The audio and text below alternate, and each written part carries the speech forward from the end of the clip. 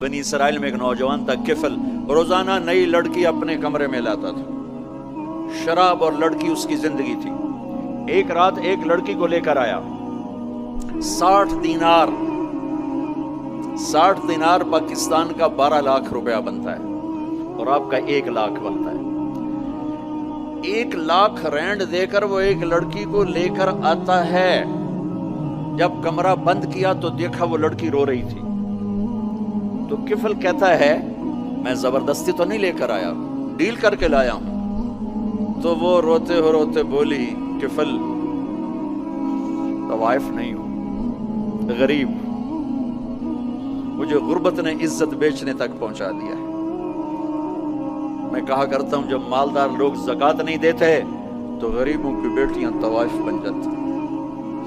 جب مالدار لوگ اپنے جنت بنا دنیا کو جنت بناتے ہیں اور غریبوں کو بھول جاتے ہیں تو غریبوں کی بیٹیوں کی عزتیں یوں نیلام ہوتی ہیں۔ وہ ساری زندگی کے لیے طوائف کا داغ اپنے ماتھے پہ لیتی ہیں اور زندگی بھر عزت کا ایک لمحہ نہیں گزار سکتی۔ اور طوائفوں سے کھیلنے والے وہ ویسے ہی مسٹر رہتے ہیں، وہ ویسے ہی ہز ہائنس رہتے ہیں، وہ ویسے ہی یور آنر رہتے ہیں۔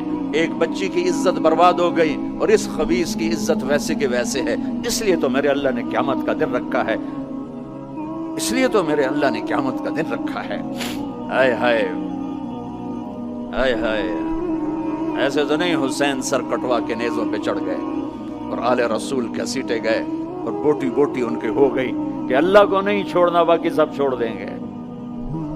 جس امت کے پاس کربلا کی تاریخ ہو وہ امت نماز چھوڑ دے، وہ امت جھوٹ بولے، شراب پی، زنا کرے۔ جلا دو اپنی تاریخ کو، جلا دو اپنی کتابوں کو، جلا دو اپنی میراث کو، جو کرنا پھر جو مرضی کرو، بھلا دو حسین کی قربانی کو۔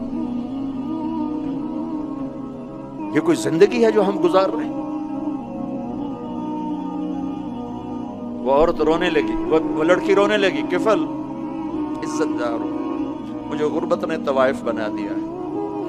تو کفل رو پڑا اور کہنے لگا میری بہن جس عزت سے آئی تھی چلی جا، جو پیسے دیے ہیں جا اپنی غربت میٹا، ہدیہ 60 دینار 1 لاکھ رینڈ بنتا ہے، جا اپنی غربت میٹا اور میرے لیے دعا کر، میں بہت گندا انسان ہوں، میں تیری آنسوؤں کو دیکھ کر میں بھی توبہ کرتا ہوں۔